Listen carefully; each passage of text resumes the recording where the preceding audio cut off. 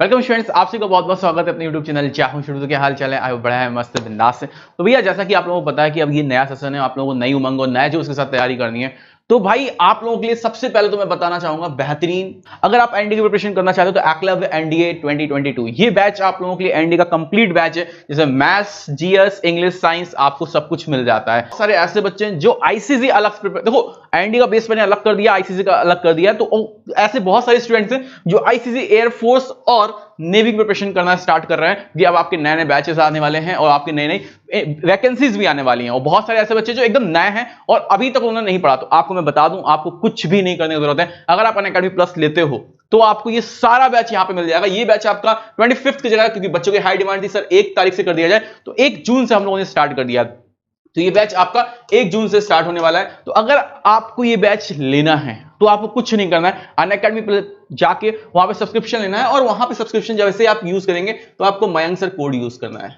ठीक है, वहां पे जाके आपको मयंक सर कोड यूज करना है। आप जैसे ही मयंक सर कोड यूज करेंगे आप जाके वहां पे अनअकैडमी प्लस सब्सक्रिप्शन ले सकते हैं। अब एक चीज समझिएगा, सबसे पहली बात ये होती है कि अभी अगर आप, ठीक है, 22 से 26 मई के बीच अनअकैडमी प्लस लेंगे तो आपको 20% ऑफ मिल रहा है। कितना? 20%। ये देखो, ये हमेशा नहीं चलता पूरे मंथ में से 2 टाइम आता है, तो स्टार्टिंग या लास्ट टाइम। तो भैया अभी आपके पास टाइम है, तो ये आपके पास 5 डेज है। इन 5 डेज में आप अनअकैडमी प्लस ले लेंगे। 5 क्यों, 22, 24, 23, 24, 25, 26, हाँ 5 डेज है। तो अगर आप अनअकैडमी प्लस लेते हैं तो आपको 20% ऑफ मिल जाता है। आप मयंक सर कोड यूज करेंगे तो भैया आपके पास ज्यादा टाइम नहीं है। आप चाहे आईसीसी का लेना चाहे, चाहे एनडीए का लेना चाहे, इसके प्राइसेस आपको अग्निपथ कैटेगरी में मिलेंगे, वो आपको एनडीए कैटेगरी में मिलेंगे। तो फटाफट देर मत करो और आप जाके अपने प्राइस को अनलॉक करो और फटाफट से क्लास ज्वाइन करो। आज हम लोग बात करने जा रहे हैं स्टैट्स की। हम लोग किसकी बात करने जा रहे हैं? स्टैटिस्टिक्स की। ठीक है, अब बात करते हैं स्टैटिस्टिक्स क्या, इससे एक क्वेश्चन बनेगा, बिल्कुल एक क्वेश्चन बनता है। आपने पहले भी एयरफोर्स में,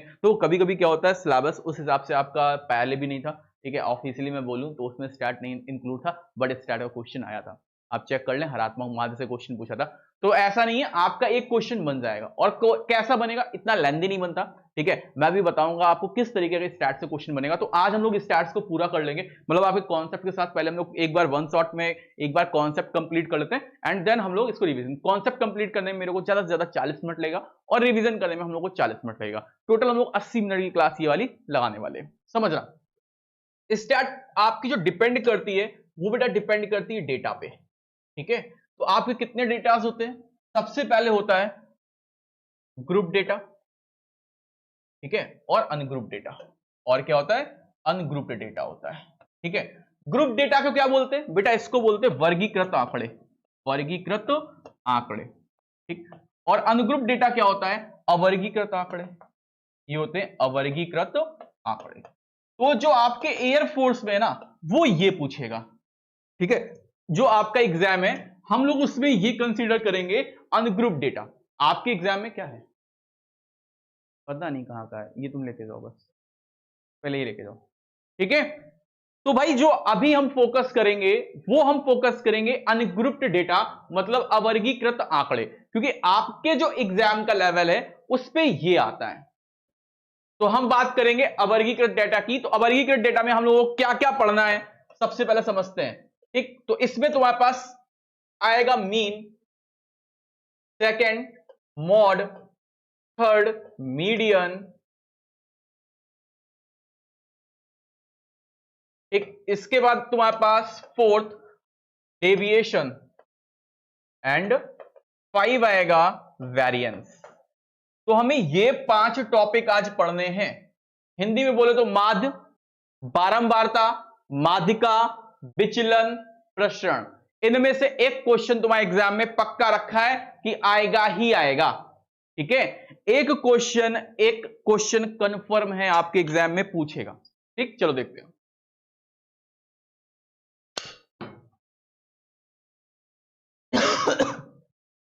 तो सबसे पहले हम बात करते हैं डेटा। हमने कहा 2 8 6 4 3 5 1। सबसे पहले क्वेश्चन की बात है, हमसे कहता बताओ इसकी यार रेंज क्या है। कौन बताएगा? रेंज बोले तो परास। भैया इसकी परास कितनी है, इसकी रेंज कितनी है। अगर मैं पूछता हूं कि इसकी परास क्या है, रेंज क्या है, बताएगा कोई?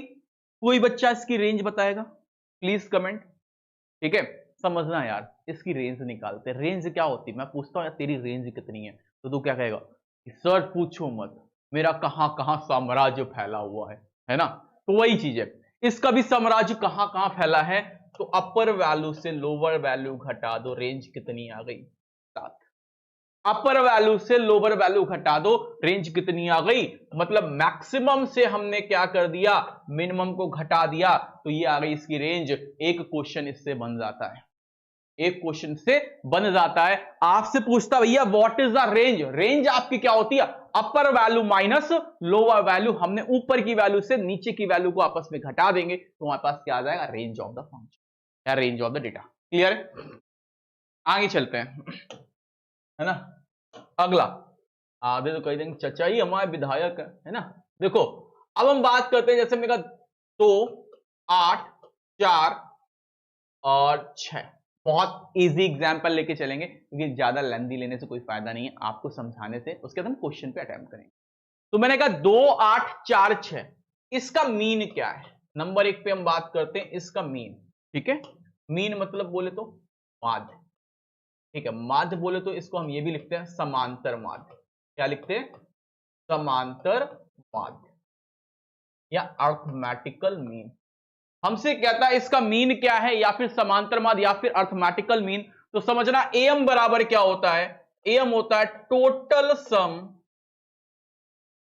बटे नंबर, बटे क्या? नंबर। हमारे पास कितना योगफल है? मैंने पूछा भाई इससे पूछो कि कितना योग है, तो कितना योग है? 2 है, 8 है, 4 है, 6 है। टोटल कितनी वैल्यूज है? 4 है। 8 2 10 10 20 बटे 4 बोले तो कितना आएगा? 5 आ जाएगा। कितना आएगा? 5 आ जाएगा। मतलब अगर मैं पूछूं कि भाई इसका मीन क्या है, माध्य क्या है, 5 आ जाएगा। कर पाओगे? ये तो शायद सबसे अटेम्प्ट हो जाएगा ना, सबको मीन तो पता होगा। अगर मैं बोलता हूं, एक और एग्जांपल ले लेता हूं कि 1 7 6 5 4 3। ठीक है,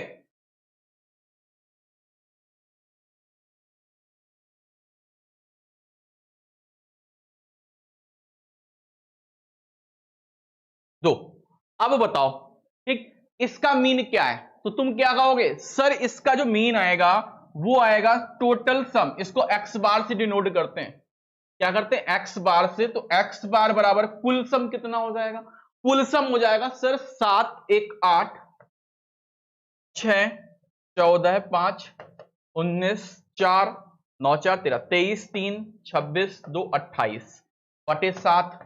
तो 28/7 4 आ रहा है। सबको समझ में आ गया? आया कि नहीं आया? 5 कैसे? 1 2 3 4 5 6 7। बेटा 28/7 आएगा। आपका राइट आंसर आ जाएगा 4। क्लियर है?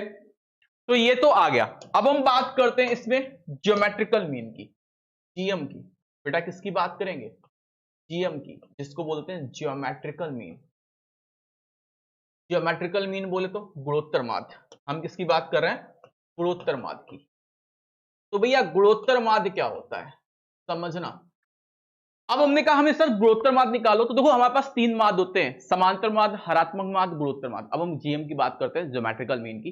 तो जैसे ज्योमेट्रिकल मीन क्या है, आपने क्या करना है? 1 नंबर, 2 नंबर, 3 नंबर, 4 नंबर, जितने भी नंबर हैं सबका multiple whole upon total number. समझ रहा हो? मतलब सर समझ में नहीं आया? समझना, जैसे मैंने कहा 2 4 8 32 एंड 16। ठीक, हम कहते हैं इसका गुणोत्तर माध्य क्या है?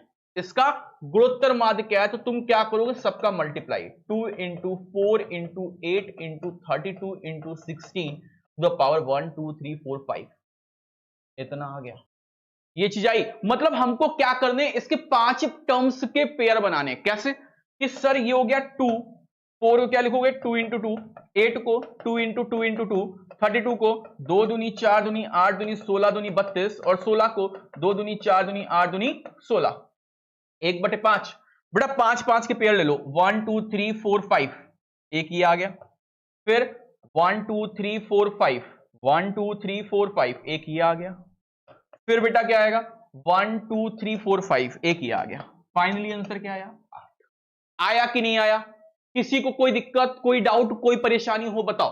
हमसे कह रहा है फाइंड द ज्योमेट्रिकल मीन। आपको क्या निकालना है? गुणोत्तर मान निकालना है। ज्योमेट्रिकल मीन का सिंपलेस्ट फॉर्मूला है, आपने कुछ नहीं करना, सबका मल्टीप्लाई कर देना है, होल पावर 1/5 कर देना है। अगर किसी को कोई दिक्कत हो तो बता दो, मेरे हिसाब से हर बच्चे को ये चीज क्लियर है। ये क्वेश्चन काफी इंपॉर्टेंट है चाचा, इतना याद रखना। अब हम बात करेंगे हार्मोनिकल मीन की, एचएम की, इसको बोलते हो हार्मोनिकल मीन से लास्ट 2 ईयर से क्वेश्चन पूछा गया है।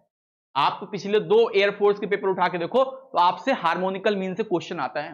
हार्मोनिकल मीन क्या होता है? जैसे हमने कहा हमारे पास समझना 1 नंबर है, 2 नंबर है, 3 नंबर है, इस तरीके से n नंबर्स हैं, n नंबर्स हैं। हमसे कहता भाई इसका हरात्मक माध्य बता।